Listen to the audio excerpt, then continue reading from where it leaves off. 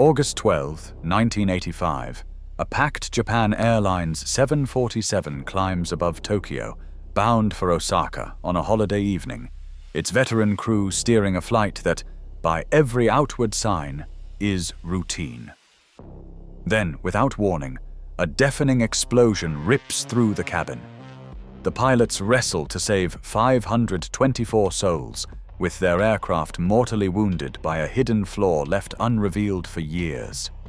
In just over half an hour, tragedy will rewrite aviation history as the deadliest single-plane disaster the world has ever seen. What invisible danger could tear apart the world's safest jet so suddenly? This is How Did This Happen? The Japan Airlines 123 Catastrophe. On the evening of August 12, 1985, Tokyo's Haneda Airport was a hive of activity. The Bon holiday had begun, drawing thousands of families onto the country's busiest air route. Japan Airlines Flight 123, a Boeing 747 SR-100, stood ready at the gate, its wide body frame designed for the short, high-density hops between Japan's cities. Every seat was filled, 509 passengers and 15 crew members bound for Osaka, just an hour's flight to the southwest. Many were returning home to honor ancestors, a tradition that filled trains and planes alike during this season. The 747 SR-100, a special short-range variant, was built to handle the relentless pace of domestic travel, cycling through takeoffs and landings more than most jets ever would. For the ground crews, the sight of a packed jumbo jet was nothing unusual. For the passengers, the routine of boarding, stowing bags, and settling in for a familiar journey seemed as ordinary as any summer evening in Japan. Nothing in the hum of engines or the bustle of the cabin hinted at the catastrophe waiting just minutes ahead. At the heart of Flight 123's cockpit sat Captain Masami Takahama, a senior pilot shaped by years of experience on Japan's busiest air routes. In Japanese aviation, only the most seasoned captains took command of a 747, especially on the high-pressure domestic runs that demanded constant vigilance and skill. Takahama's reputation among colleagues was one of calm authority, a leader who knew his aircraft and his crew inside out. To his right, First Officer Yutaka Sasaki handled the controls with steady hands, fully qualified and trusted to share the workload on this short but demanding journey. Completing the team, flight engineer Hiroshi Fukuda kept a close watch over the aircraft's complex systems, his training honed for just such a machine. Together, these three formed a crew well-versed in routine and emergency procedures alike, each man trained to act quickly and decisively should anything go wrong. The professionalism and teamwork in this cockpit would soon be tested beyond anything they had faced before. As the 747 lifted off from Haneda, a hidden flaw lay deep within its structure, invisible to passengers and crew alike. Years earlier, in 1978, this very aircraft had suffered a hard landing at Osaka, striking its tail on the runway. The damage forced a major repair to the rear pressure bulkhead, the curved wall that sealed off the pressurized cabin from the tail. Boeing's official repair manual called for a single continuous splice plate with 3 rows of rivets to restore the bulkhead's strength. But the team tasked with the fix used 2 smaller plates and only 1 row of rivets for each. This seemingly minor shortcut left the joint far weaker than intended.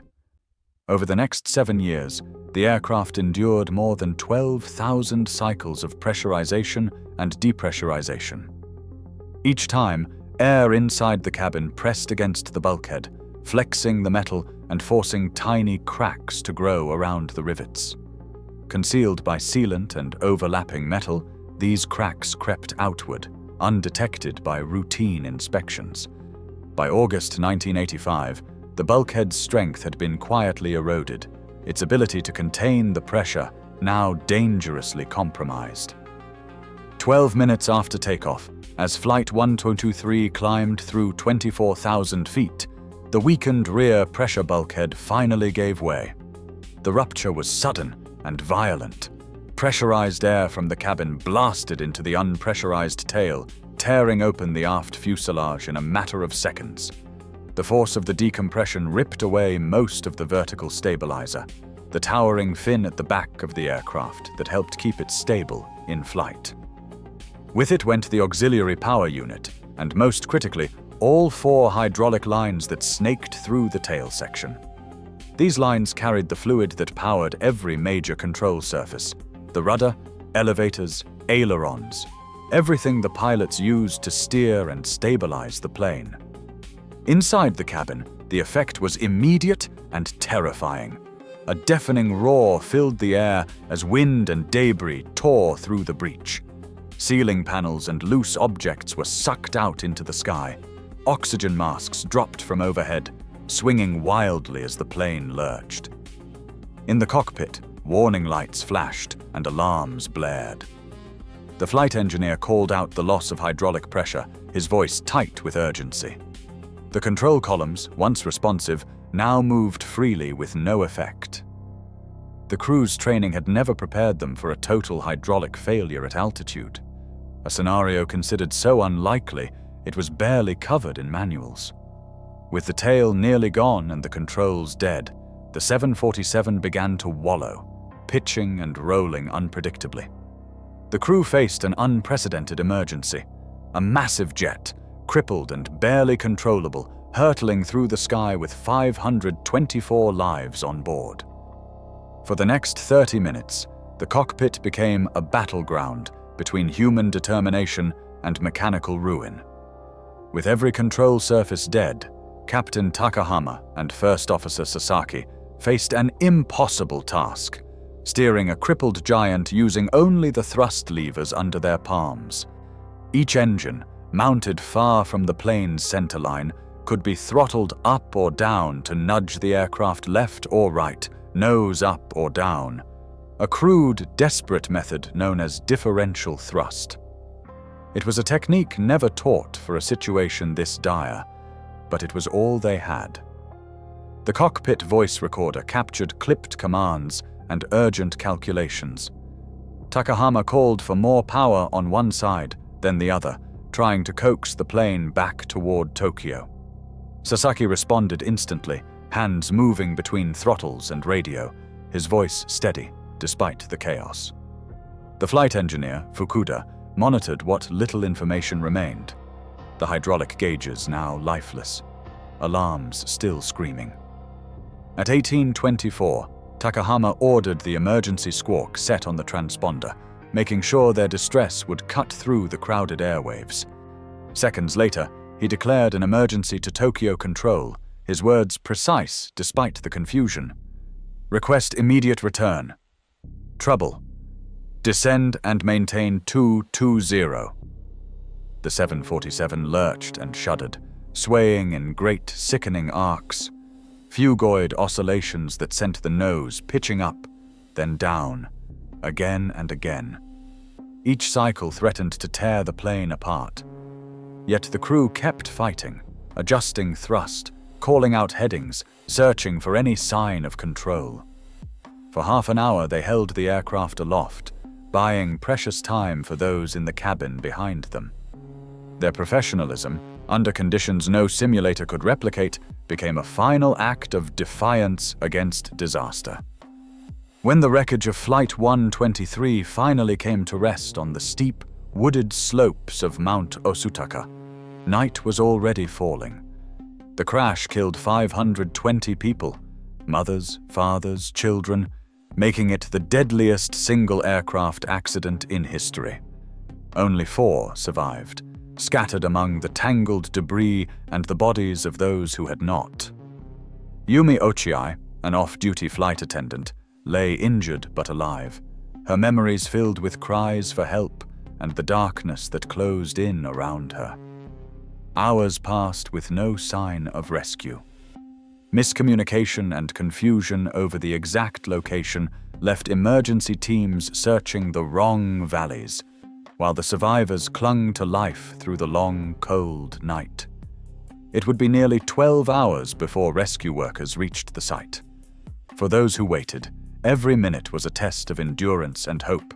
And for families across Japan, the delay added an extra layer of grief to a tragedy already beyond measure. Investigators from the Aircraft Accident Investigation Commission began their work at dawn, combing through the wreckage scattered across Mount Osutaka. Their search centered on the remains of the rear pressure bulkhead, a curved metal wall designed to hold in the cabin's pressurized air. Metallurgical tests and fracture analysis revealed a jagged break following a line of rivets, exactly where a repair had been made years earlier. The commission traced the failure to a non-standard fix. Instead of a single continuous splice plate with 3 rows of rivets, the repair used 2 separate plates and only 1 row per plate. This shortcut left the joint dangerously weak, allowing fatigue cracks to spread with each flight cycle. The final report used the phrase "estimated cause," but the evidence was clear. An unapproved repair, hidden beneath layers of metal and sealant, had doomed the aircraft long before its final flight. On August 12, 1985, 520 lives were lost in the crash of Japan Airlines Flight 123, making it the deadliest single aircraft accident in aviation history. Official investigation records confirm the disaster was traced to an improperly repaired rear pressure bulkhead, damaged in a 1978 tail strike and fixed with an unapproved double splice. Over 30 minutes, the crew fought to control the crippled Boeing 747, as documented in cockpit voice recordings and recovery reports. Despite extensive forensic analysis, some details, such as the precise decision-making in early rescue efforts, remain disputed or classified. The findings led to sweeping changes in aircraft maintenance standards and oversight procedures, with Boeing and airlines worldwide revising repair protocols. The evidence shows a single overlooked error can have catastrophic consequences. The story of Flight 123 stands as a documented warning. In aviation, every detail matters, and the cost of neglect is measured in lives.